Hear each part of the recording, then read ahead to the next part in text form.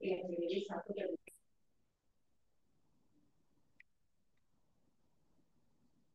makasih. Salam, Bu. Saya, Bu. Udah lama nggak ketemu. Alhamdulillah sehat ya. Oke, berarti bisa.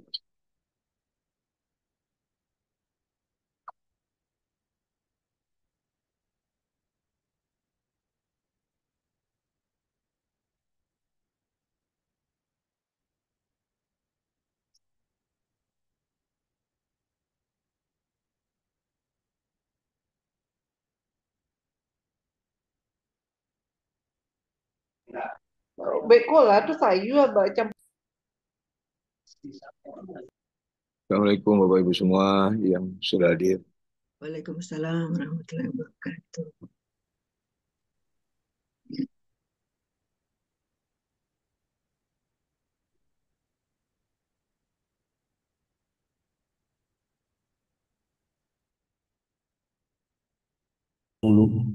على المبعوث ورحمة للعالمين اللهم صل وسلم وبارك على سيدنا محمد وعلى آله وصحبه أجمعين أما بعد وقال تعالى في القرآن الكريم أعوذ بالله من الشيطان الرجيم بسم الله الرحمن الرحيم أفلا يتدبرون القرآن أم على قلوب أقفالها وقال تعالى في آيات أخرى بسم الله الرحمن الرحيم كتاب أنزلناه إليك مبارك ليدبروا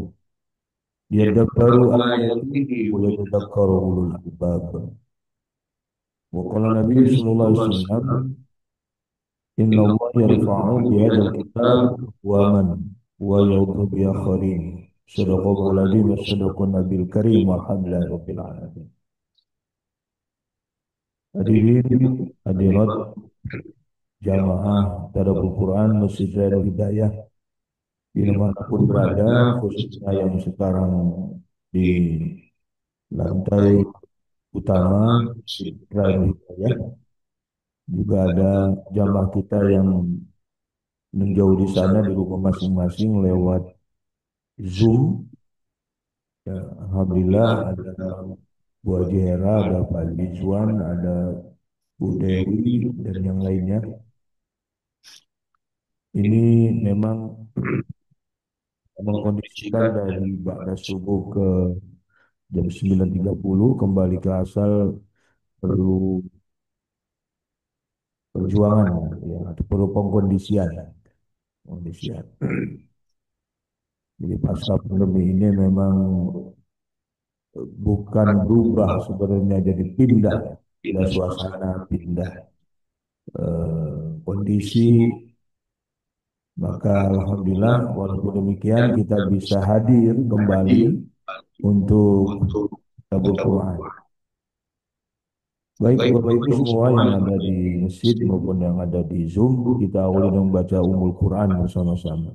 Ala hadiniya wa kulli niyatin salihah. Al-Fatihah. A'udzu billahi minasyaitonir rajim. Bismillahirrahmanirrahim. Alhamdulillahirabbil alamin arrahmanir rahim maliki yaumiddin. Iyyaka na'budu wa iyyaka nasta'in ihdinas siratal mustaqim. Siratal ladzina an'amta 'alaihim ghairil maghdubi 'alaihim waladdallin. Rabbi zidni ilma, Rabbi zidni ilma, Rabbi zidni ilma. Rabbi shrah li sadri wa yassir li amri wa hlul 'uqdatam min lisani yafqahu qawli. Subhanaka la ilma lana illa ma 'allamtana innaka antal alim hakim. Memang yang enak para ustaz mengisi pada maghrib dan pada subuh semuanya di masjid itu. Kenapa? Karena jamaahnya sudah hadir. Bukan menghadirkan, jadi jamaah sudah hadir. Hadirnya kenapa? Ya sholat maghrib atau sholat subuh. Jadi sudah tidak menunggu jamaah. Ibaratnya narasumber dan jamaah sudah ada. Maka siapapun para ustadznya yang eh, kajian di tengah-tengah atau di luar jam sholat atau pada sholat itu tidak mudah. Baik, kita mengingatkan kembali ya apa itu tadabbur supaya kita lebih mantap ya, lebih menghayati tentang tadabbur Quran.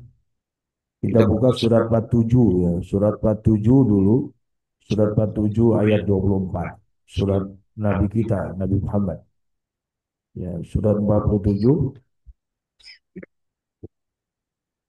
surat 47, surat Muhammad ayat 24, ya, surat Muhammad ayat 24,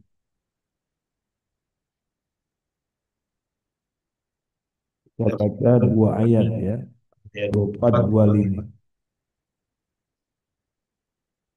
surat 47 Muhammad. أعوذ بالله من الشيطان الرجيم.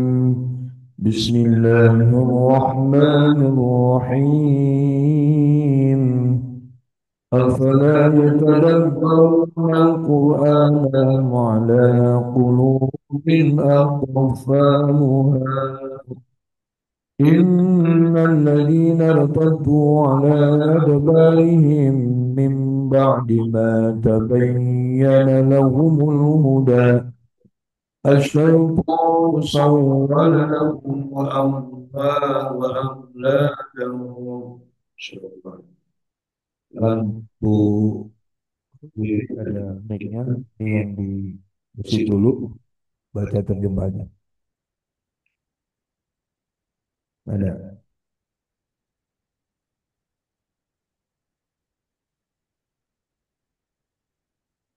Ya. Bismillahirrahmanirrahim.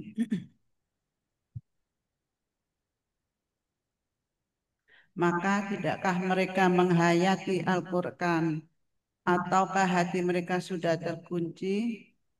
Sesungguhnya orang-orang yang berbalik kepada kekafiran setelah petunjuk itu jelas bagi mereka, setanlah yang merayu mereka dan memanjangkan angan-angan mereka.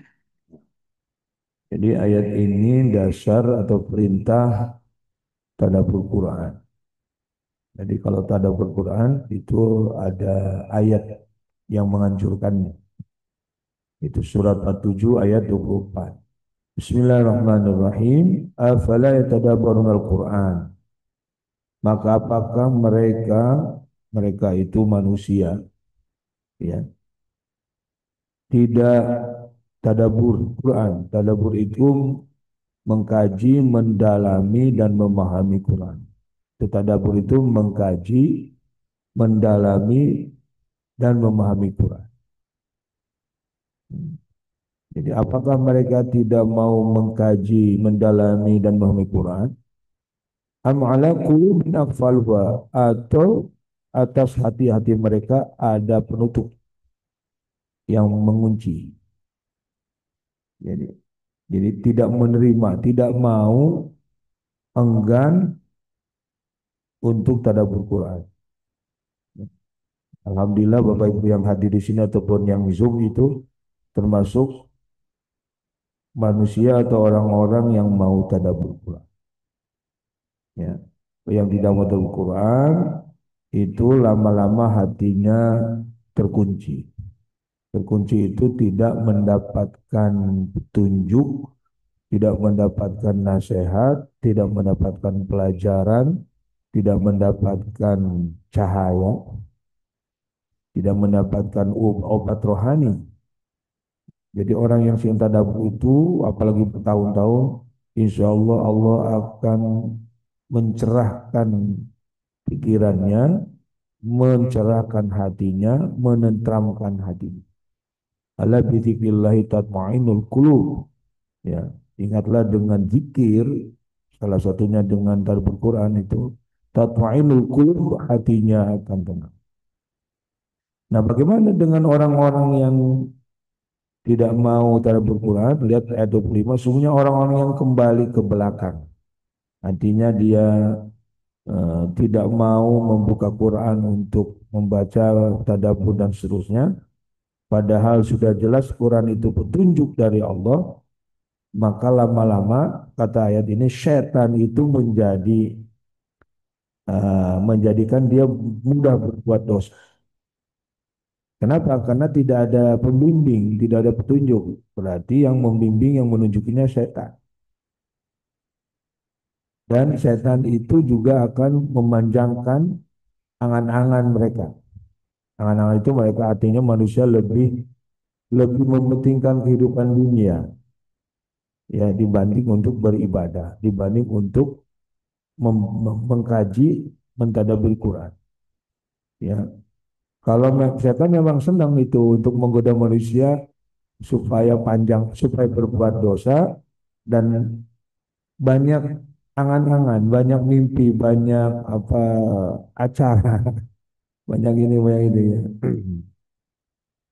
Padahal semua orang juga sibuk. Kalaulah kita tidak memaksakan diri untuk eh, menyisihkan waktu ya hari Sabtu sekali itu baik di ibadah subuh tuh sekarang itu khawatir setan itu akan terus menjauhkan kita dari Al-Quran.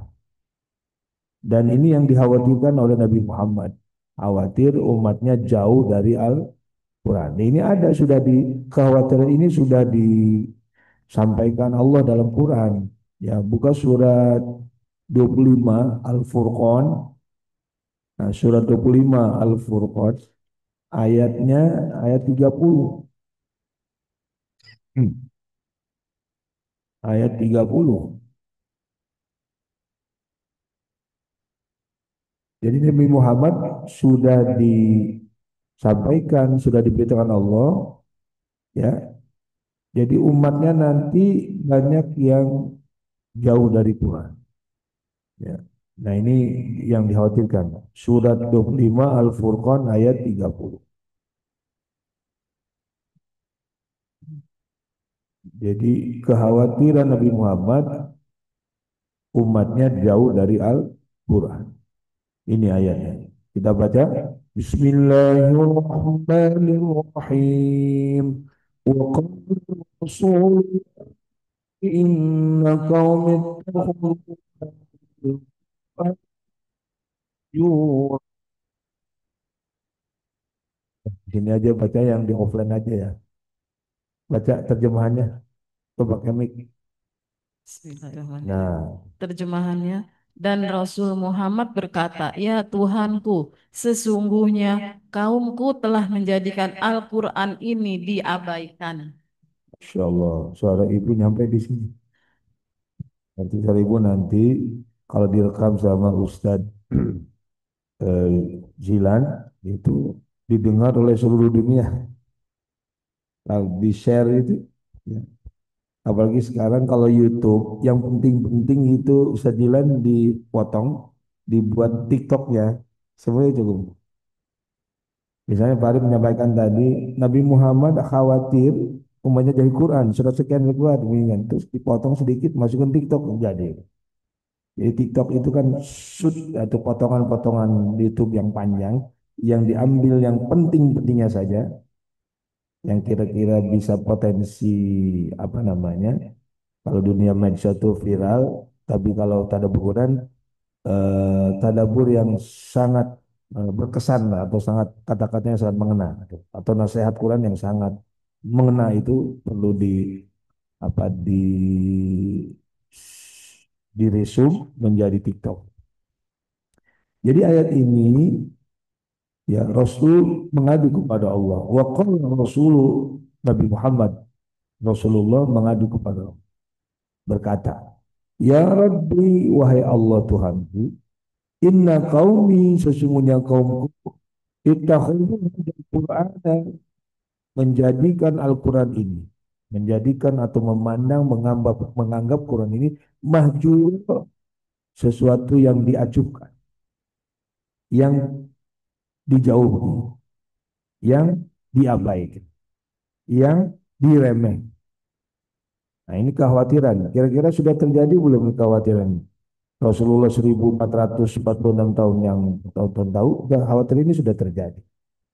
Jadi banyak orang yang lebih tergoda oleh setan kehidupan dunia. Yang menggoda kita itu dua, setan dan kehidupan dunia. Ya, dunia. Coba kita lihat surat 31 ya. Surat Luqman ayat ayat 33. Surat Luqman. Jadi yang suka menggoda kita dalam kehidupan ini dua. Pertama, kehidupan dunia sendiri itu menggoda kita. Yang kedua, setan menjadi menipu daya, menggoda, membuat tipu daya kepada kita. Untuk apa? Supaya kita jauh dari Allah, jauh dari Al-Quran, jauh dari petunjuk hidup. Ya, apakah kehidupan dunia ini dilarang? Enggak. Cuma jangan sampai kita terpedaya, kita tertipu, sehingga lupa kepada Allah, lupa kepada Nabi Muhammad, lupa kepada Al-Quran. Ya, kita simak ayatnya. Bismillahirrahmanirrahim. Ya ayyuhal sudqu rabbakum wakhshaw yawman la yajzi walidun an waladihi wa la yajzi شيئا إن وعد الله حق فلا تغرنكم الحياة.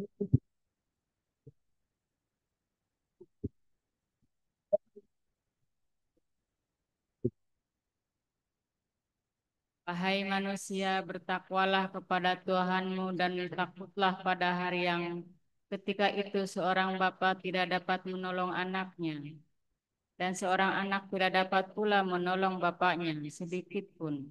Sungguh, janji Allah pasti benar. Maka janganlah sekali-kali kamu terperdaya oleh kehidupan dunia dan jangan sampai kamu terperdaya oleh penipu dalam menanti Allah. Sadaqallahul adzim.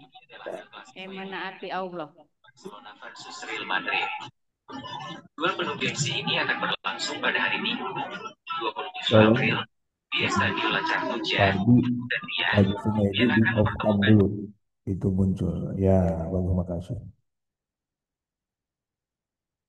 Jadi ayat ini jelas menyampaikan kepada kita, Bapak Ibu semua, yang suka memperdayakan, menipu kita dua. Satu, kehidupan dunia. Yang kedua, setan. Sebut guru itu setan. Yang menipu, sang penipu itu setan. Karena setan adalah musuh nyata. Maka di ayat ini Allah mengingatkan, wahai manusia. Nah, bukan orang beriman lagi nih, wahai manusia.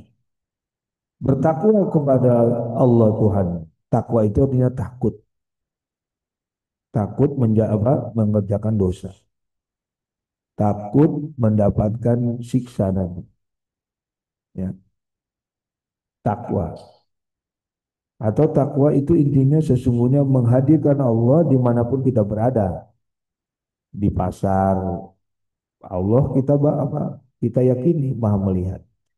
Dimanapun ya. Sehingga kita akan waspada kalau kita melakukan hal-hal yang dilarang Allah. Apalagi nanti kata Allah, wakhshaw yauman, dan takutlah nanti di akhirat, pada hari akhirat nanti. La yajzi walidun aw walid. Seorang bapak tidak dapat menolong anak. Tidak dapat. Yang menolong itu sesungguhnya kan amal soleh. Tak bisa menolong. Atau sebaliknya, atau seorang anak pun tidak dapat menolong bapaknya. Bapaknya maksudnya orang tuanya lah. Ya, orang tuanya itu. Kapan itu? Nanti di akhirat. Ya. Kenapa? Bahkan di ayat lain itu yauma yafirru mar'u min akhihi wa ummihi wa abihi wa sahibatihi wa bani. Jadi nanti itu di surat An-Nazi'at. Jadi orang tua akan lari dari anaknya, anak lari dari orang tuanya, dari temannya, dari sahabat, apa? Takut saling menyalahkan atau saling menuduh sehingga memberatkan. Iya. Maka ini ayat ini juga menegaskan bahwa orang tua tidak bisa menolong anak. Anak juga apalagi tidak bisa menolong orang tuanya. Dan ini adalah janji Allah, pernyataan Allah yang benar nanti terjadi. Maka supaya kita bisa saling tolong menolong dengan orang tua, yang membuat kita tidak bisa nolong menolong ini karena kita tergoda dua hal. Pertama dunia, kedua setan. Karena ada ayat lain bahwa kita bersama anak keluarga di surga. Itu kan. Nah, yang suka menggoda kehidupan kita itu dunia. Pertama, al hayatud dunia, kehidupan dunia ini. Ya, dunia itu apa kehidupan dunia? Anak, pasangan kita, suami istri, harta kita, itu bisa menggoda kita. HP aja nih, ini setan juga. Ini namanya setan gepeng. Ya, Zilan ya, ini setan gepeng nih. Ya, kita mau sholat, tanggung lagi WA-an, ntar zuhurnya jam 2 aja. Ini lagi TikTok nih, lagi jual barang di TikTok. Ntar aja sholatnya dah. Nah itu saya tergoda dengan kehidupan dunia. Itu ya. Kita mau sholat, apa namanya, masak, tanggung. Lagi bebenah di rumah, tanggung. Itu kehidupan dunia itu. Kehidupan dunia itu. Jadi dunia itu ada anak, pasangan, keluarga, harta, benda, semua itu kehidupan dunia itu. Pekerjaan termasuk. Ya pekerjaan ya tanggung nih udah hayya 'alas shalah. Tanggung nih antar aja. Jadi tanggung-tanggung itu ya, ya astagfirullahaladzim. Nah, itu kehidupan dunia. Padahal kalau kita lihat makna dunia itu nggak ada bagus-bagusnya. Dunia itu artinya dekat, hina, rendah. Itu arti dunia. Kita harus tahu juga arti ini. Yang artinya dunia itu dana yadni dunia. Itu artinya dekat. Artinya dekat itu memang waktunya sebentar. Tahu-tahu banyak teman kita sudah meninggal. Ini di grup tadabur itu berapa yang meninggal ini? Ada 5 orang lebih kali. Ya, tapi WA-nya masih ada kayaknya. Belum dihapus, belum dikeluarkan. Seolah-olah orangnya masih ada. Ya.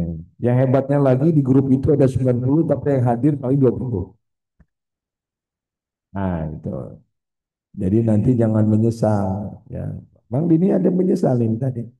Kenapa dulu saya tidak ikut grup-grup belajar Quran apapun ya, mau tadabbur kayak ini itu menyesal.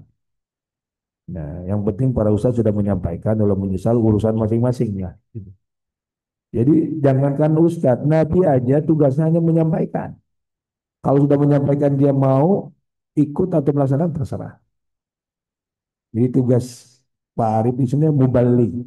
Mubalik itu menyampaikan. Adapun yang disampaikan lewat undangan itu mau hadir di Zoom atau di offline, terserah. Yang jelas nanti Pak Ustadz Arif tidak diminta oleh Allah, kamu belum menyampaikan, nah kan udah saya kasih tahu, nah itu bebas. Yang hadir juga sudah dapat pahala bebas, saya pun udah hadir. Jadi tugas Rasul itu menyampaikan, apalagi Ustadz. Ya. Jadi itu dunia tadi artinya apa? Rendah, hina, tapi dekat. Sebenarnya akhirat, kalau akhirat itu abadi, panjang, mulia, itu akhirat. Beda itu. Jadi lawan itu aja. Kalau dunia kan 3 tuh. Dekat, hina, rendah. Berarti lawannya akhirat. Akhirat itu berarti abadi, jauh maksudnya jauh. Lawannya dekat, jauh. Ya, lawannya rendah, mulia atau tinggi. Kalau lawannya hina, hina tadi mulia. Lawannya dekat, jauh, panjang waktunya. Nah, itu dunia. Dan yang menggoda kita yang utama itu setan. Al-Ghurur itu setan. Yang suka menipu. Setan itu luar biasa memang. Menggoda kita, aduh luar biasa dah. Ya. Ya, setan itu sifat. Karena yang jadi setan bisa kita juga jadi setan. Minal jinnati wan nas. Alladzi yuwaswisu fi sudurin minal jinnati. Jadi setan itu sifat kejahat. Artinya menggoda, membisikkan. Itu setan. Bisa dari bangsa jin maupun manusia. Kalau jin bangsa jin itu sebut iblis. Iblis atau Ajazil nama aslinya itu. Itu nenek moyangnya jin itu iblis. Iblis itu artinya terkutuk. Ar-rajim. A'udzubillahi minasyaitonir rajim, terkutuk. Iblis itu terkutuk sampai hari kiamat. Ya, jadi hidup ini harus waspada. Waspada dalam kehidupan dunia. Ya, yang moda kehidupan dunia kan manusia tadi. Minal jinnati wan nas. Yang kedua, setan. Jadi setan itu selalu membisikkan dalam hati kita, pikiran kita untuk berbuat jahat, ya, berbuat jahat. Ya. Maka kita harus terus bermohon kepada Allah untuk selalu mendapat petunjuk dari Allah Subhanahu wa taala itu. Ihdinas siratal mustaqim, tunjukilah kami ke jalan yang lurus. Tadi memang setan itu tipu dayanya luar biasa ya. Jadi setan itu menggoda kitanya itu, masya Allah. Ya, hati-hatilah. Ya, jadi di surat, coba kita buka surat 7 ayat 17. Nah, ini bagaimana setan itu berupaya menggoda kita atau menjauhkan kita dari petunjuk dari Quran. Ya,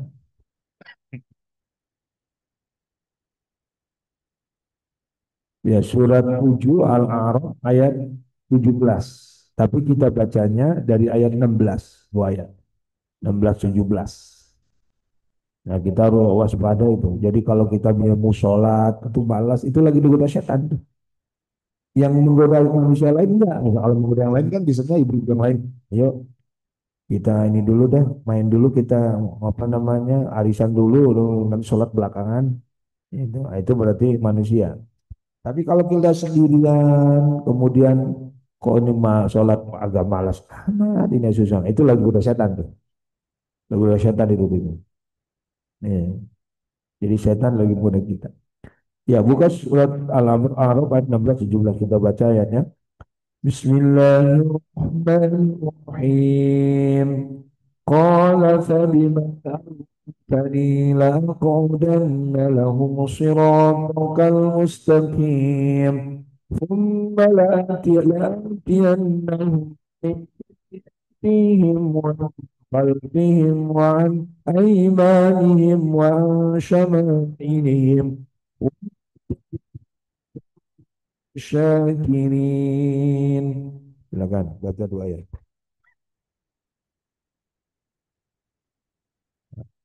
Bismillahirrahmanirrahim. Izin. Kemudian pasti aku akan mendatangi mereka dari depan, dari belakang, dari kanan dan dari kiri mereka. Dan engkau tidak akan mendapati kebanyakan mereka bersifat. Sadaqallahul azim. Jadi ini satu dialog antara Allah dan iblis sebenarnya di surga dulu ya. Itu kalau kita lihat ayat 11 itu dari mulai ayat 11 itu di situ ya. Ya, sampai berujung di ayat 25 itu. Itu permusuhan antara setan dan manusia itu. Dari 11, dari ayat 11 sampai 25. Salah satunya ini di ayat 16 17. Jadi setan setelah dihukum oleh Allah, setelah dikutuk oleh Allah, dikeluarkan dari surga, ya. Setan ngomong, ya, karena engkau sudah menghukum saya tersesat, kata setan iblis tadi, rajanya setan iblis. Saya akan benar-benar menghalangi Nabi Adam dan keturunannya atau manusia dari jalan engkau yang lurus. Sirotokal mustaqim, jalan yang lurus. Kalau Al-Quran menyampaikan jalan yang lurus, ada dua pengertian. Pertama, Al-Quran. Yang kedua, agama Islam. Itu mana sirotol. Jadi, tunjukilah kami ke jalan lurus. Jalan lurus itu jalan sesuai dengan petunjuk Quran. Satu lagi, agama Islam. Itu jalan yang lurus. Berarti di luar Al-Quran, di luar agama Islam, itu jalannya bengkok. Tetesan. Jadi kalau Quran menyampaikan jalan yang lurus, itu pertama Al-Quran, petunjuk hidup, yang kedua agama Islam. Nah, setan itu akan menghalangi manusia dari dua itu berarti. Manusia jangan memeluk Islam, yang kedua manusia jangan belajar Quran atau jangan dekat Quran. Maka setan akan menggoda dari 4 arah di ayat 17. Pertama, kata setan, "Tsumma la'atiyannahum min baini aydihim." Pertama yang digoda di depan dulu. Urutannya ya, depan. Apa depan? Apa yang kita lihat? Yang kita lihat itu apa kan? Digoda.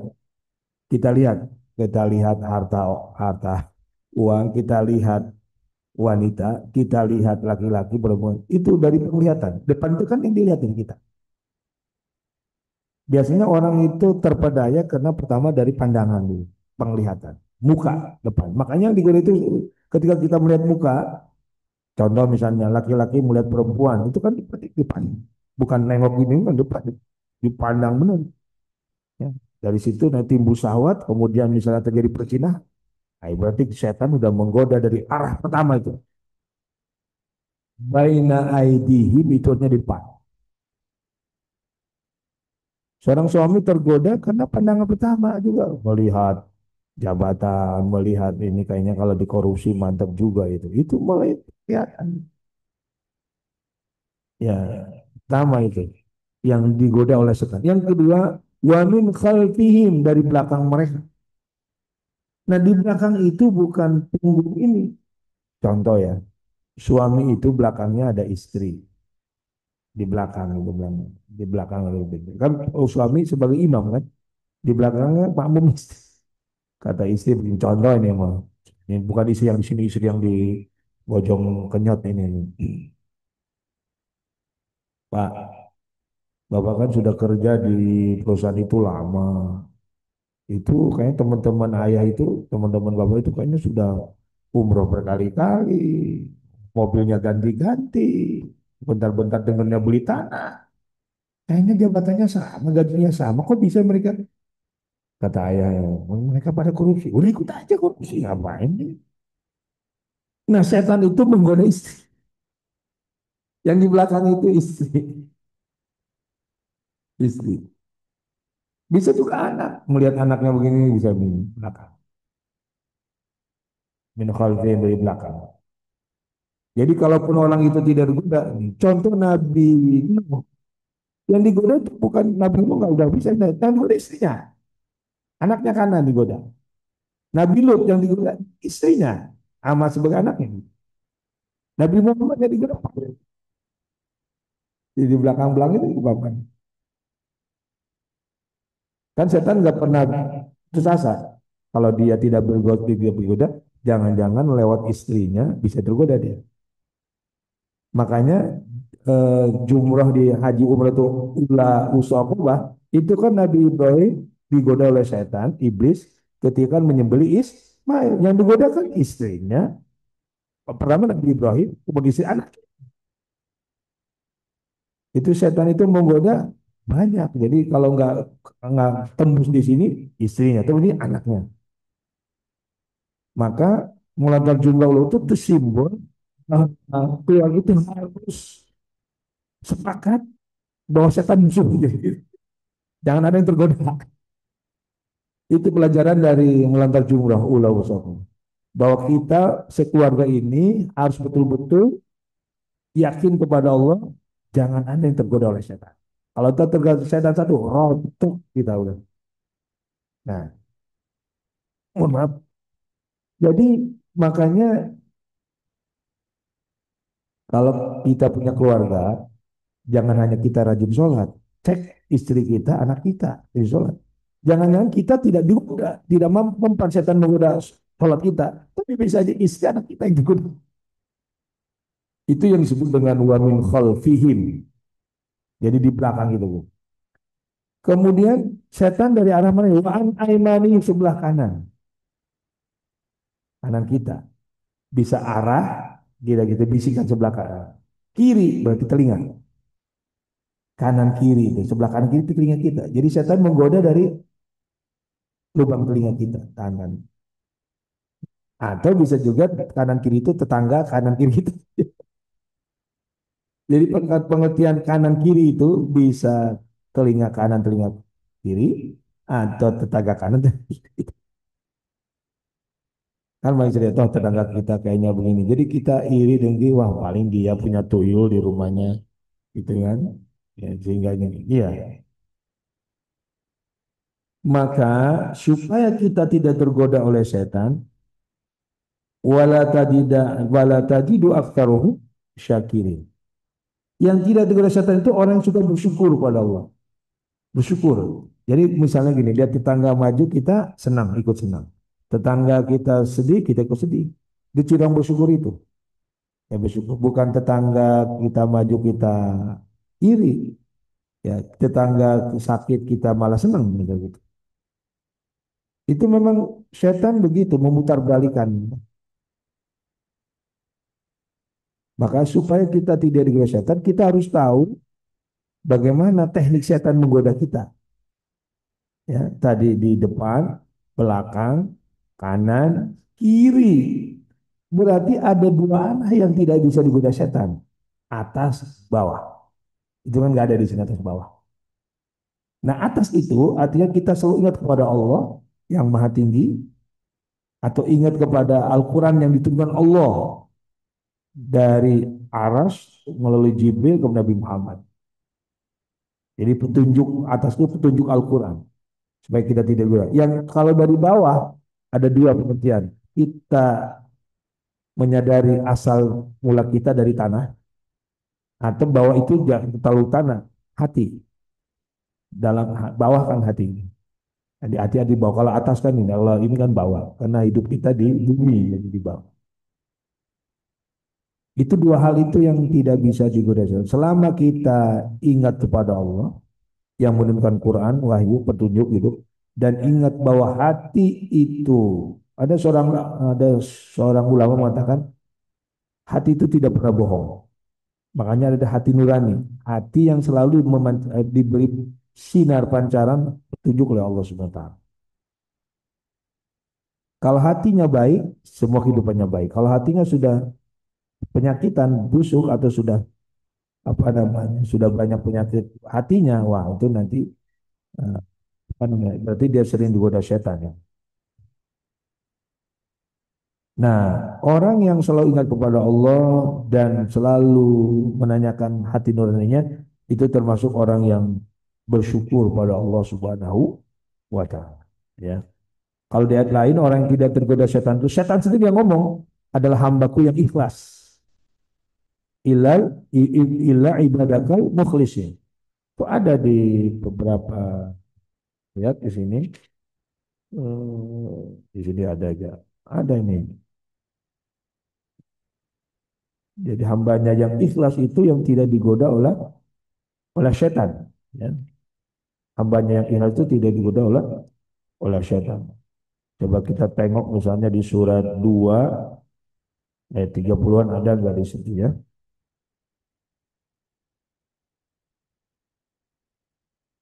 Ya, jadi ada ibadakal mukhlisin itu ada. Kalau sholat 2 itu termasuk riwayat atau cerita Nabi Adam dan Iblis dari mulai ayat 30 itu sampai 39 itu ya. Ayat 39. Ya.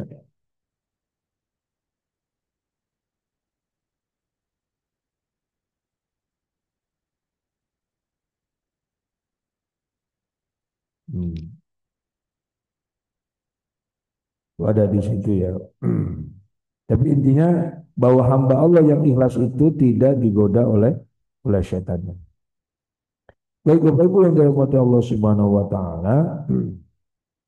Jadi mari kita selalu dekat dengan Al-Quran. Karena Al-Quran itu adalah tadi arah dari atas yang tidak digoda oleh setan itu.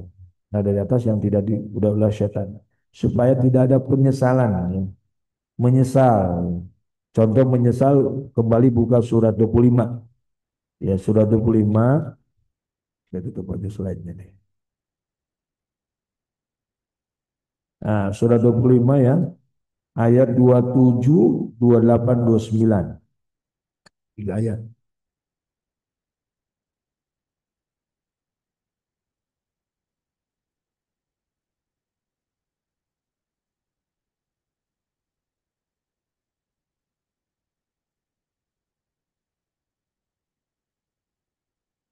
Sudah ketemu. Kita baca ayatnya. Bismillahirrahmanirrahim. Wa yawma ya'addu dhalimu 'ala yadihi اتخذت مع الرسول سبيلا يا ويلتى ليتني لم أتخذ فلانا خليلا لقد أضلني عن الذكر بعد إذ جاءني وكان الشيطان الإنسان خذولا. Silakan baca di sini.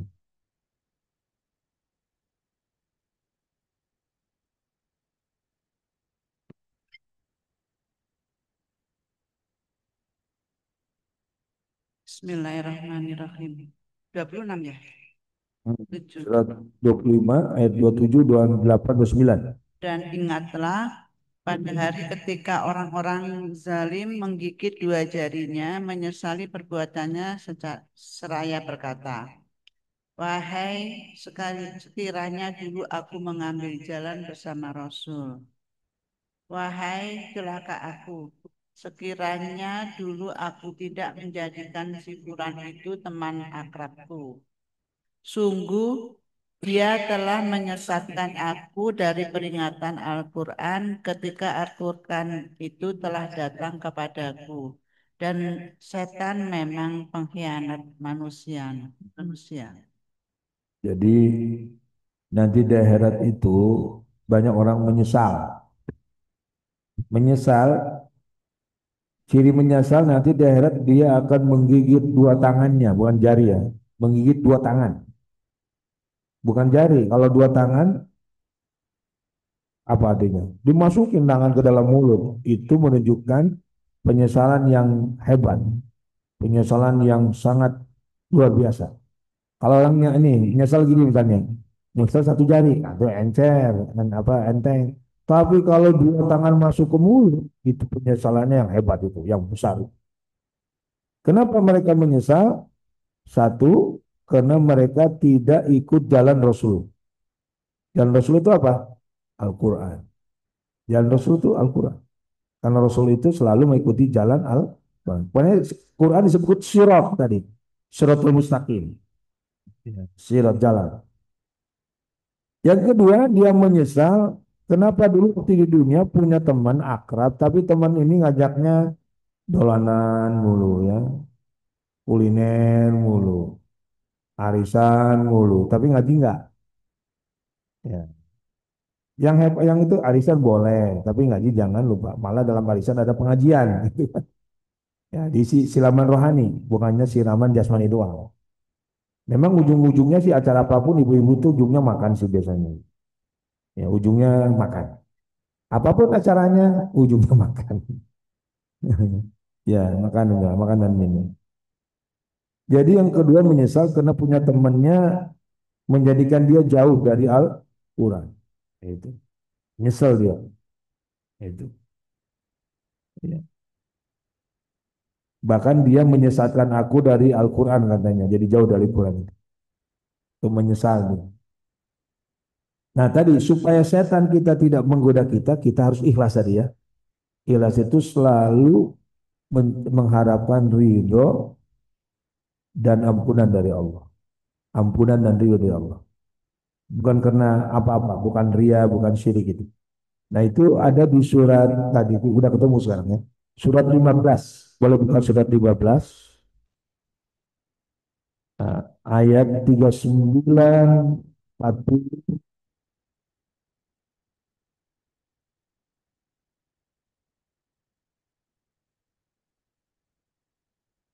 39, 40, 41.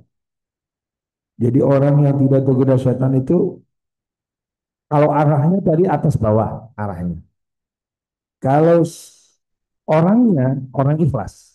Kalau tadi kan arah atas bawah yang tidak digoda. Ini orangnya orang yang ikhlas, yang tidak akan digoda setan. Kita baca ayatnya. Bismillahirrahmanirrahim. Qad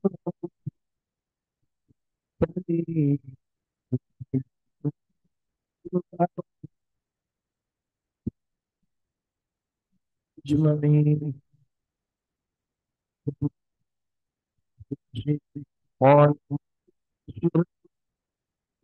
Mustaqim. Silakan. Ibu, ada ketemu surat 15, surat Al-Hijr.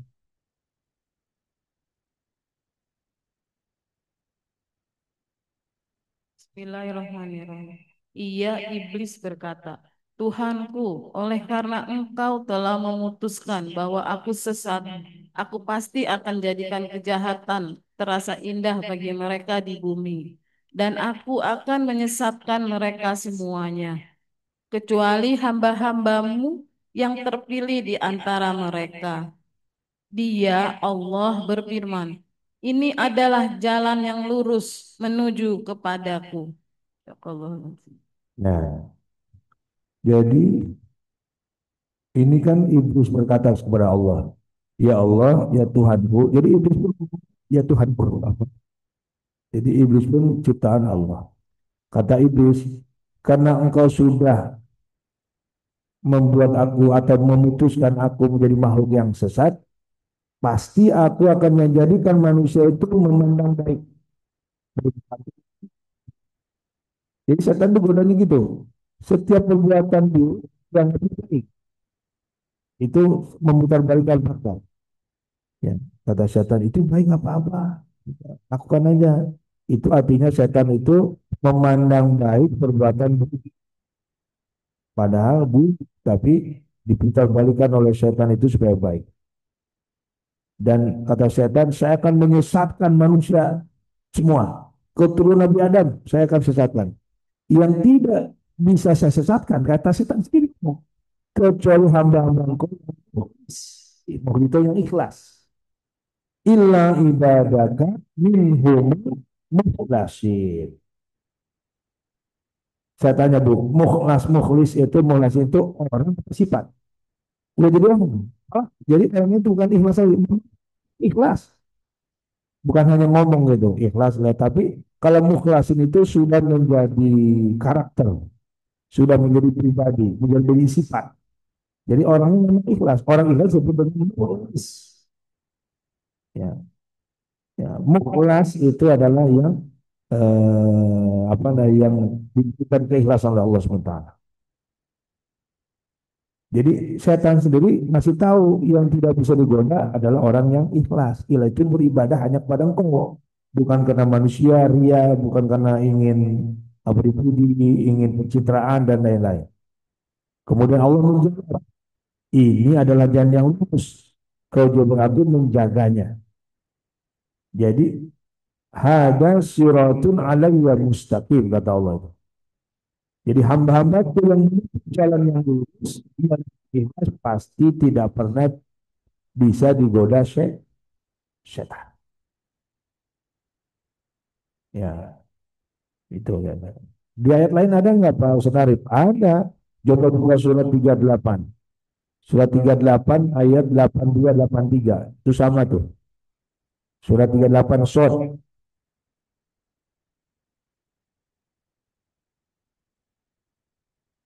Ayat 82 83. Surat 38 Shot.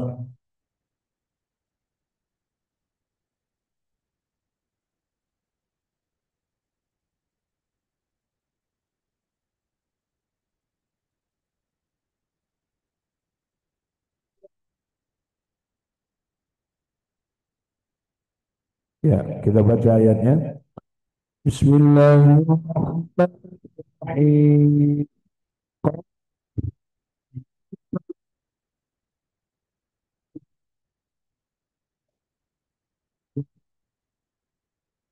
Bismillah. Bismillahirrahmanirrahim. Iblis menjawab, demi kemuliaanmu pasti aku akan menyesatkan mereka semuanya, kecuali hamba-hambamu yang terpilih di antara mereka. Sadaqallahul adzim. Ya. Iblis berkata, demi kekuasaanku aku akan menyesatkan mereka semua. Jadi itu neraka sendirian ya, ingin ngajak dia. Dia itu marah, kesel, dendam sama Nabi Adam dan keturunannya itu. Makanya kata Nabi Adam itu musuh yang nyata buat manusia. Adu mungkin. Maka karena ibu itu sudah marah sama Nabi Adam, gara-gara Nabi Adam itu jadi musuh dari surga kira-kira gitu. Nah, pasti aku akan goda mereka, ya akan goda supaya mereka ikut masuk neraka, supaya ikut dikutuk Allah. Kecuali, kecuali hamba-hambamu ya Allah yang mukhlis. Mukhlis itu yang ikhlas, ikhlas, yang murni beribadah karena Allah. Ikhlas itu bersih, suci, murni. Ma'un ma'un khalis itu air yang jernih. Jadi mukhlis itu jernih kayak gini deh. Ini khalis namanya nih. Air yang putih jernih. Tapi kalau dicampurin kopi jadi butak. Nah, buka jernih lagi. Campurin sirup merah atau hijau. Itu bukan air jernih lagi. Makanya air mineral itu berarti air murni dari alam. Murni dari alam itu. Nah, kembali lagi maka kita harus eh, dekat dari petunjuk Allah dan supaya kita terus mendapat petunjuk, ya. Maka setiap sholat berapa kali kita berdoa kepada Allah, ihdinas siratal mustaqim, tunjukilah kami ke jalan yang lurus. 17 kali ya, kurang lebih ya. Kan sholat itu 17 rakaat. Setiap rakaat kita membaca ihdinas siratal itu 17 kali. Kita mohon kepada Allah. Maka ketika orang nggak sholat berarti tidak, orang itu tidak memohon petunjuk dari Allah. Karena setiap sholat kita berdoa ihdinas siratal mustaqim. Tunjukilah kami ke jalan yang lurus. Ya, siapa jalan yang lurus itu?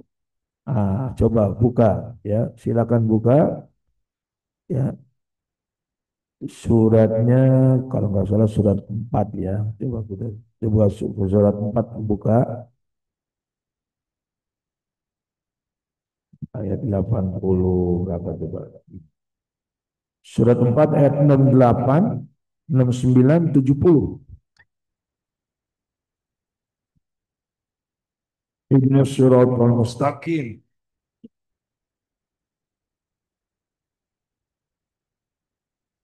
Coba kita baca dua ayat terakhir surat Al-Fatihah dulu. Ihdinas siratal mustaqim. Siratal ladzina an'amta 'alaihim ghairil maghdubi 'alaihim walad. Tunjukilah kami ke jalan lurus, yaitu jalan orang-orang yang kau telah beri nikmat, bukan jalan orang yang kau murkai, dan bukan jalan pula orang-orang yang sesat. Jalan orang beri nikmat siapa mereka? Nah, ini ayatnya nih. Ya, surat 4 ayat 68, 69, 70. Kita simak ayatnya. Bismillahirrahmanirrahim. Walahadai صراطا مستقيم ومن يطع الله والرسول فأولئك مع الذين أنعم الله عليهم من النبيين والصديقين والشهداء والصالحين وحسن أولئك رفيقا ذلك الفضل من الله وكفى بالله عليما. Silakan baca terjemahnya sudah. Bismillahirrahmanirrahim. Yang demikian itu adalah karunia dari Allah, dan cukuplah Allah yang Maha Mengetahui. Wahai orang-orang yang beriman, bersiap siagalah kamu dan majulah ke medan pertempuran secara berkelompok atau majulah bersama-sama serta Salah kali ayatnya enggak. Surat 4 An-Nisa ayat 68, 69, 70. Ulang lagi. Surat An-Nisa. Surat 4 dulu An-Nisa. Baru ayatnya ayat 68, 69, 70. Ya, enggak ulangi apa? Bismillahirrahmanirrahim. Dan pasti kami tunjukkan kepada mereka jalan yang lurus. Dan barang siapa menaati Allah dan Rasul Muhammad, maka mereka itu akan bersama-sama dengan orang yang diberikan nikmat oleh Allah, yaitu para nabi, para pecinta kebenaran, orang-orang yang mati syahid dan orang-orang soleh. Mereka itulah teman yang sebaik-baiknya. Yang demikian itu adalah karunia dari Allah, dan cukuplah Allah yang Maha Mengetahui. Nah, jadi kalau ingin melihat penjelasan ihdinas siratal mustaqim, siratal ladzina an'amta alaihim ini. Jadi kata Allah pasti kami tunjukkan mereka ke jalan yang lurus. Yang lurus tadi apa? Mengikuti Al-Quran dan beragama Islam. Ya. Siapa mereka? Kata Allah, barang siapa yang mengikuti Allah dan Rasulnya, itulah orang-orang yang diberi nikmat atas mereka. Siapa? Minan nabiyyin, pertama para nabi. Itu disebut dengan an'amta alaihim, pertama para nabi. Kita nggak mungkin ini sama dengan nabi ya, karena kita bukan nabi tapi umatnya. Wasiddiqin, yang diberi nikmat itu orang-orang yang benar. Siddiq, siddiq ini di sini disebut orang-orang yang amat teguh kepercayaannya kepada kebenaran Allah, kebenaran Rasulullah. Itu ya. Jadi orang yang membenarkan Rasul, yaitu itu siddiqin. Wasyuhada, orang yang mati syahid. Orang dalam perjuangan agama Allah seperti di Palestina Gaza itu syahid. Seorang ibu melahirkan wafat syahid. Kena bencana alam syahid. Celaka di jalan ada banyak insya Allah syahid. Gitu. Ya. Wasalihin, dan orang-orang yang baik, orang yang saleh. Jadi 5 waktu sehari semalam 17 kali kita berdoa supaya Allah memasukkan kita kepada golongan para nabi, siddiqin, syuhada, solihin. Itu. Makanya kalau saya dulu punya anak laki-laki namanya 3 gitu. Pertama siddiq, yang kedua syuhada, yang ketiga solihin. Gitu. Ya, kalau anaknya laki-laki 3, pertama siddiq, kedua syuhada, ketiga solihin. Itulah teman yang sebaik-baiknya. Nah, ini berarti dalam pergaulan nih. Kalau kita bergaul itu, bergaulah dengan orang yang mengikuti Nabi. Bergaulah dengan orang yang benar, jujur. Bergaulah orang yang baik. Kalau syuhada kan orang mati syahid. Palingnya 3 kalau kita bergaul tuh. Orang yang mengikuti sunnah Rasul, Nabi. Orang yang jujur, orang yang benar. Yang ketiga orang yang baik, solih. Itulah teman-teman sebaik-baik. Ya, janganlah kita berteman dengan yang orang-orang yang buruk. Orang yang pembohong, penipu, jangan. Lama-lama kita akan jadi seperti mereka. Nah, Bapak Ibu yang dirahmati Allah Subhanahu wa taala, di Quran inilah kita mendapatkan nasihat tadi yang banyak. Ya, nasihat yang banyak itu, ya. Ya. Jadi kita harus terus dekat dengan Al-Qur'an, ya. Karena Al-Qur'an itu zikir. Ingat kepada Allah yang tertinggi itu dengan ada zikir tertinggi dalam Quran itu 2. Pertama baca Quran, yang kedua sholat. Ya. Coba buka surat 29. 29 ayat 45.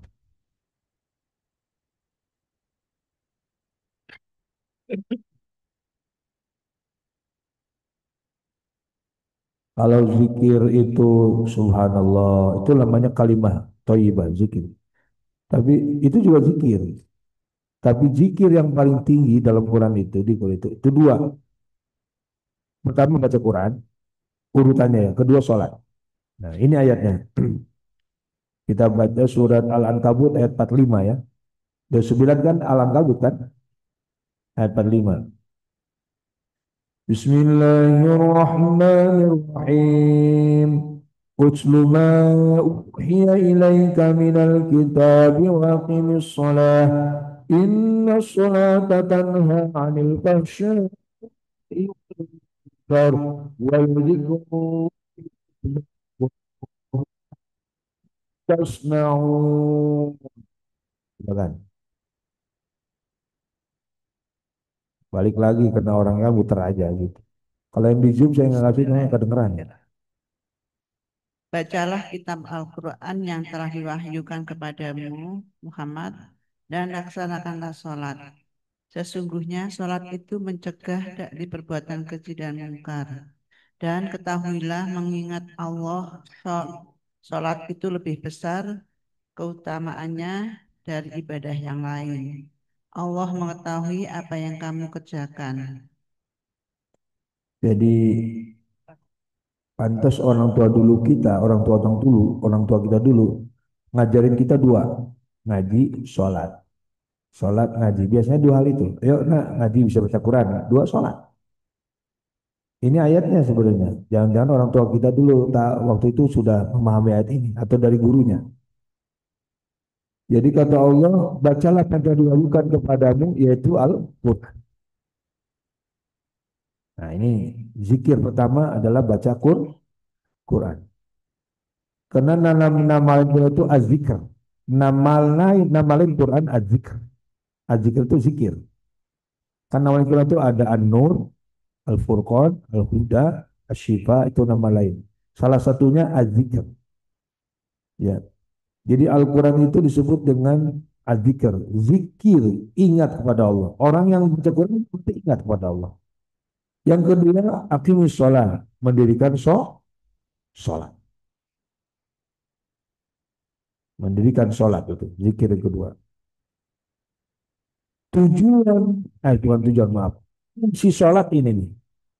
Fungsi sholat ini. Inna sholata tanhanil fahsya'i wal munkar. Sungguhnya sholat yang dikerjakan dengan baik, benar, itu pasti mencegah perbuatan keji dan munkar. Sekarang pertanyaannya, apa itu pekerjaan keji? Sebutkan pekerjaan yang keji. Satu, membunuh, berzina, keji itu, korupsi, narkoba, itu keji.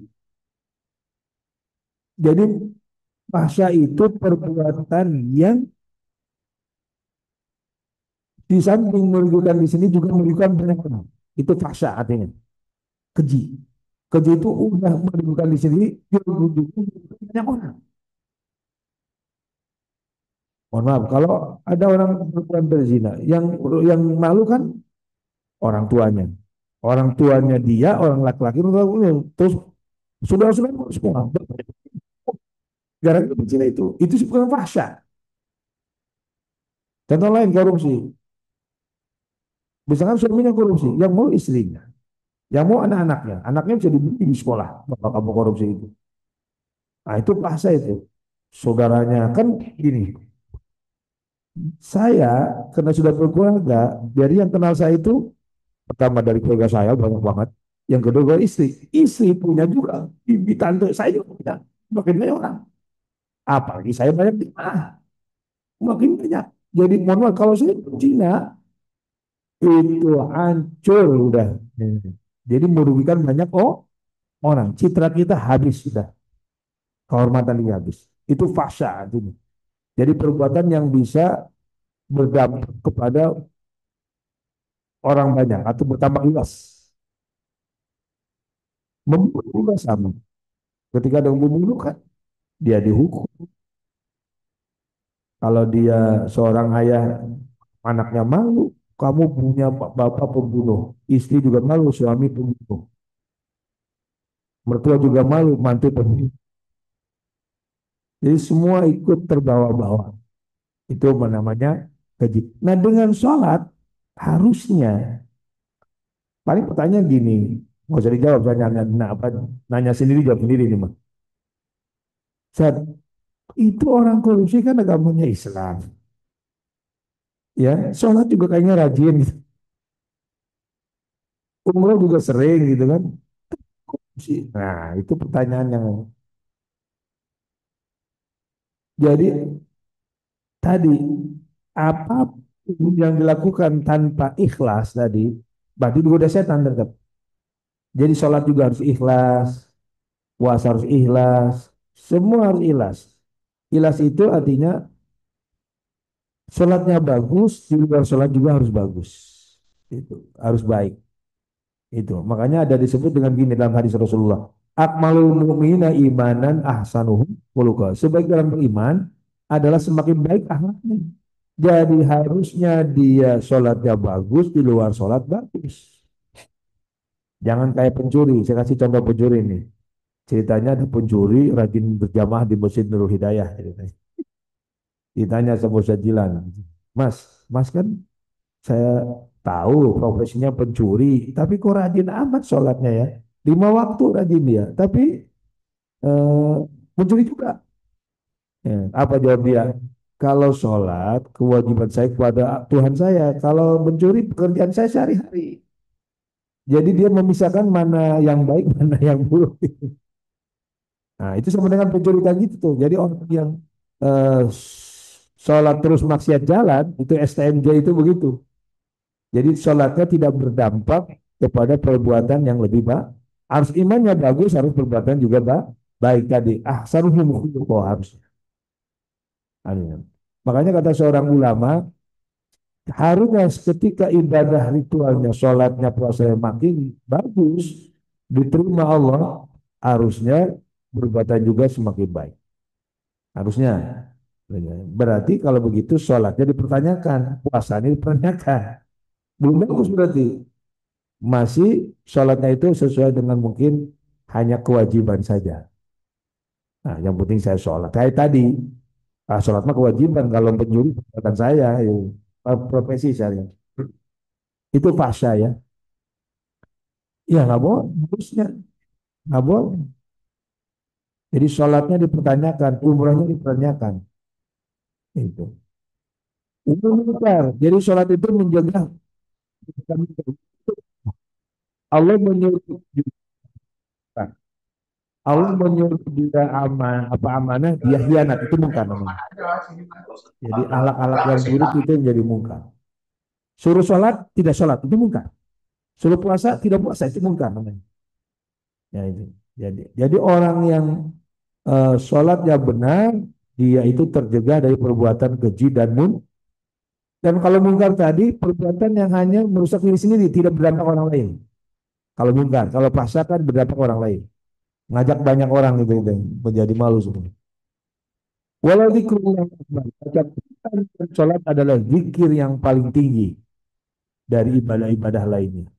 Dan Allah Maha mengetahui apa yang kamu kerjakan. Jadi yang baca Quran Allah tahu, yang sholat Allah tahu, yang tidak sholat Allah tahu, yang tidak baca Quran juga Allah tahu. Jadi Allah Maha mengetahui. Karena pilihannya gini, ketika kita meninggal, orang baik meninggal, orang buruk meninggal, orang dermawan meninggal, orang kikir juga meninggal. Tinggal kita pilihan hidup ini, mau meninggal sebagai orang baik atau meninggal sebagai orang yang buruk. Itu disebut dengan husnul khotimah dan su'ul khotimah. Yang sholat meninggal, yang tidak sholat meninggal juga sama. Itu pilihan. Hidup ini memang kata Allah pilihan. Mau dia beriman silakan, tidak beriman juga sih silakan itu.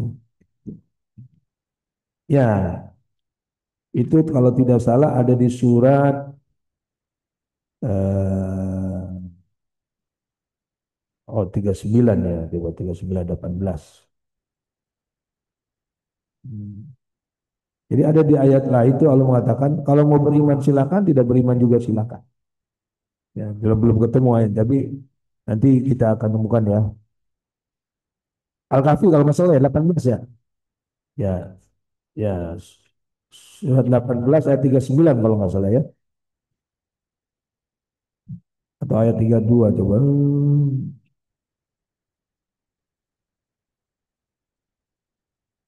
Ada ingat ayatnya? Dulu pernah disampaikan dulu tuh.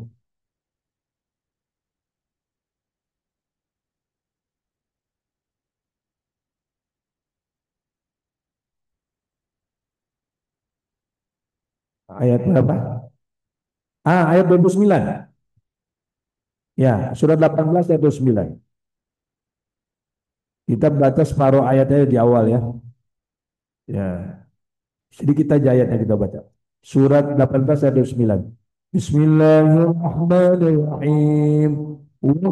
Wa ankum syaa falyu'min wa man syaa falyakfur. Sampai situ aja dulu. Silakan baca. Bismillahirrahmanirrahim. Dan katakanlah Muhammad, kebenaran itu datangnya dari Tuhanmu. Barang siapa menghendaki beriman, hendaklah dia beriman. Dan barang siapa menghendaki kafir, biarlah dia kafir. Sesungguhnya kami telah menyediakan neraka bagi orang zalim Ya. yang gejolaknya mengepung mereka. Terus Jika mereka meminta pertolongan, minum, mereka akan diberi air seperti besi yang mendidih, yang menghanguskan wajah. Itulah minuman yang paling buruk dan tempat istirahat yang paling jelek. Sadaqallahul azim. Nah, jadi Allah sudah sampaikan kebenaran dari Allah. Kebenaran itu adalah apa? Al-Quran dan agama Islam itu kebenaran dari Quran. Al-Quran disebutkan Al-Haq kan? Al-Haq itu Al-Quran. Kebenaran yang sejati itu dari Allah. Barang siapa yang beriman kepada Quran, silakan. Yang tidak beriman silakan. Ini pilihan Allah. Tapi ingat yang tidak beriman Allah siapkan bagi mereka neraka nanti yang airnya mendidih, ya, ya, dan akan menghanguskan muka mereka. Tapi orang beriman Allah akan berikan balasan yang tidak menyanyiakan pahalanya dari Allah SWT. Ya. Nah, jadi ini itu tadi mau beriman silakan, tidak beriman silakan. Ya, mengikuti petunjuk silakan, kan? Tapi nanti jangan menyesal, tadi juga menyesal. Baik, Bapak Ibu dalam Allah sekalian, ya untuk hari ini kita cukup sekian. Mungkin ada yang ditanyakan sampai beberapa menit ke depan. Silakan ada yang bertanyakan baik yang online maupun yang offline. Ya, ini tentang tentang pentingnya memahami Quran, tentang godaan setan tadi. Ya, kemarin kami sudah sampaikan ada 5 hal yang perlu ditingkatkan. Pertama, iman tadi. Ya, iman itu sesuatu yang sangat amat bernilai, berharga. Yang bisa menyelamatkan hidup kita dunia dan akhirat.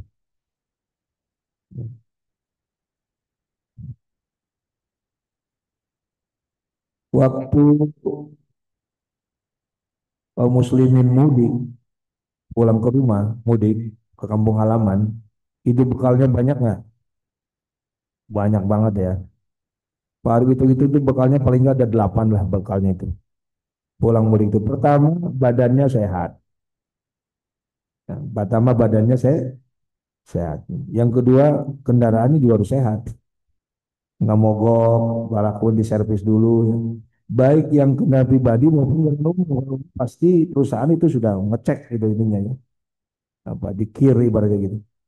Apalagi bensinnya, bensin kendaraan itu atau bahan bakar kendaraan itu harus siap bekalnya. Kemudian uang, ya bekal uang baik mungkin cash maupun di ATM keempat tuh. Kelima kalau masuk tol etok penuh.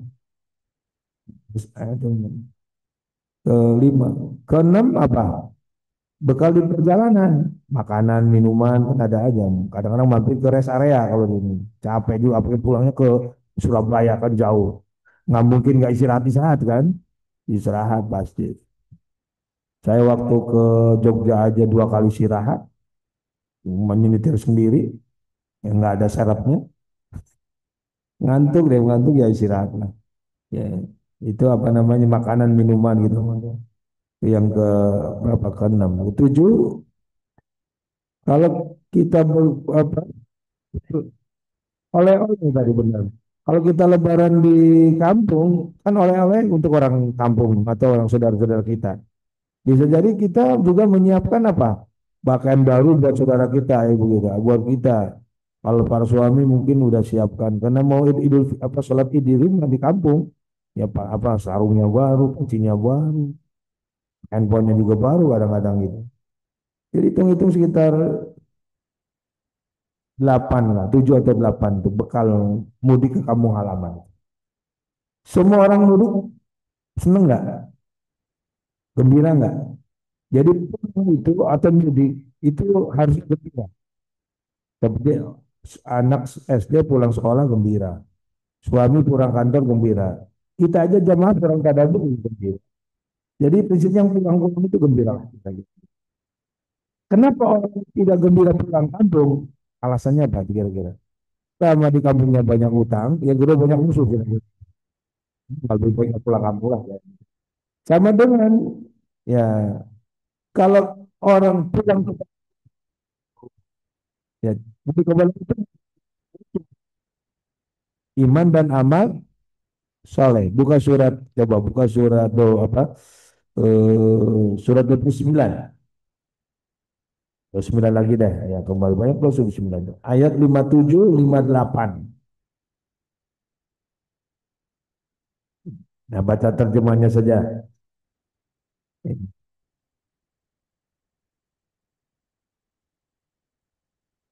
Ya, yang kullu nafsin dha'iqatul maut. Ya, surat 29 ayat 57 58.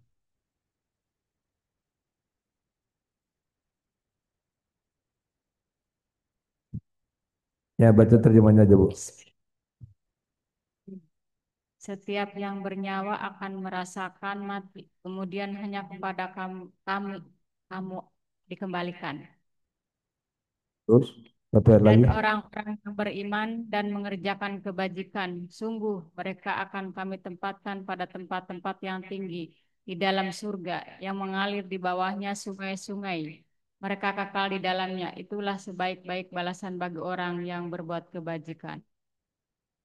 Yang disebut dha'iqatul maut supaya terjauh mudik kepada Allah. Itu mudik kepada Allah tuh, mudik ke akhirat.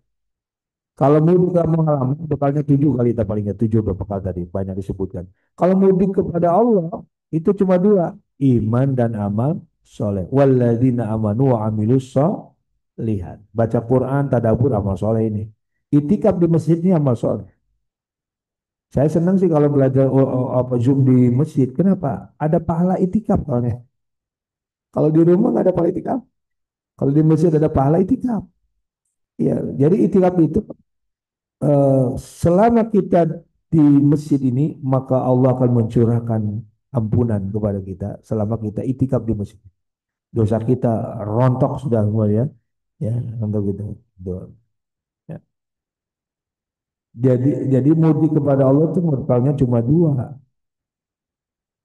Mudik ke kampung halaman aja yang kita bisa capek yang pulang mudik itu ya, pulang pergi capek itu ya, uang habis-habisan di kampung halaman itu ya, terus harus balik lagi ke Jakarta gitu kan.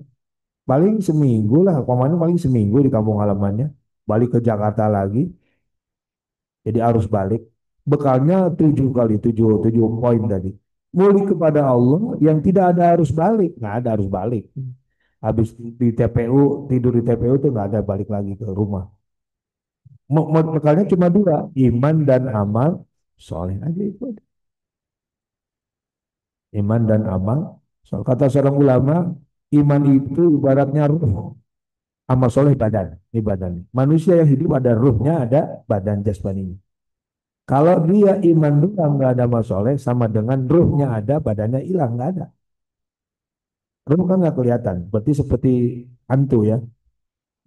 Orang beriman, aku iman Islam tapi sholat enggak, puasa enggak, itu sama dengan ruhnya ada, badannya nggak ada. Sebaliknya ada badannya, dia amal solehnya banyak, baik kepada tetangga, tapi tidak beriman kepada Allah. Banyak kan orang-orang di dunia barat tadi orangnya baik tapi tidak punya agama. Ini. Itu sama dengan badannya ada, ruhnya nggak ada. Apa namanya? Mayat, jenazah. Itu. Maka kata Buya Hamka itu iman itu kayak ruh dan badannya nggak bisa dipisah. Itulah bekal kita pulang mudik kepada Allah. Iman dan amal soleh. Maka perbanyaklah meningkatkan iman dan amal soleh.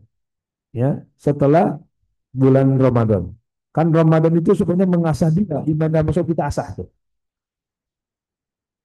Amal solehnya apa di situ?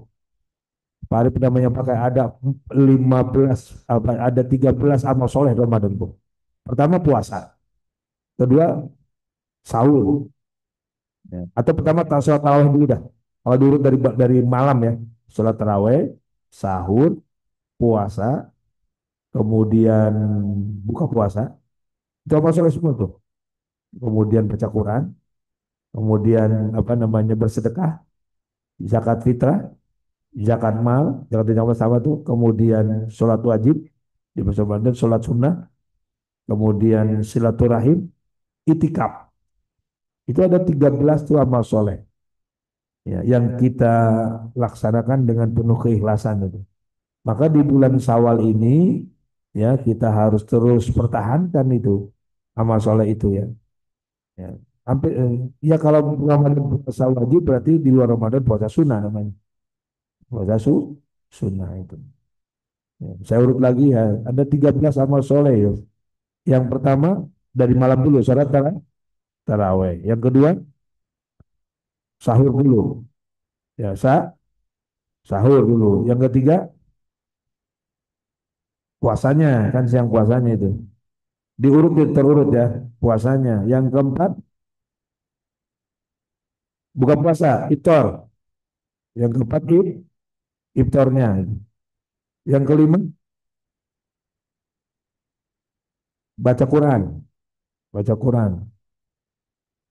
Keenam sedekah. Ini di luar zakat fitrah ya, sedekah. Bisa takjil gitu ya, beri takjil. Keenam, ketujuh zakat fitrah atau zakat mal. Kedelapan itikaf. Biasanya 10 hari terakhir gitu. Itikaf. 9 sholat wajib 5 waktu. 9, 10. Hah? Sholat sunnah. Sholat sunnah. Itu 10 sholat sunnah.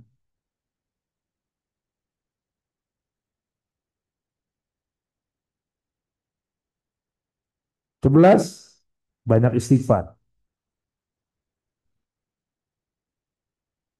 Astagfirullahaladzim. Itu baik sih. Nah di bulan Ramadan jangan jangan suruh istighfar tetap berbanyak. Ke-12 banyak baca sholawat. Banyak sholawat. Ke-13 banyak silaturahim. 14 berapa? 13 banyak silaturahim. 13 silaturahim.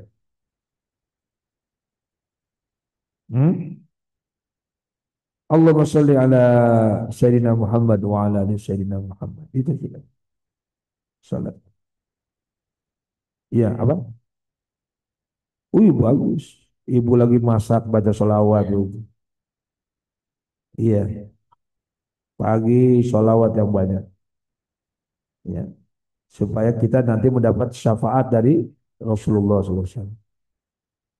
Baik Bapak Ibu semua yang di Zoom, terima kasih. Yang terima kasih. Kita akhiri dengan baca hamdalah bersama-sama. Alhamdulillahirrahmanirrahim. Kita tutup dengan doa penutup majlis. Subhanakallahumma rabbana wa bihamdika asyhadu an la ilaha illa anta astaghfiruka wa atubu ilaik. Assalamualaikum warahmatullahi wabarakatuh. Waalaikumsalam. Terima kasih semuanya yang ada di masjid dan di rumah masing-masing. Terima kasih Pak Ustadz. Ya, sama-sama izin live dulu. Nice weekend Pak.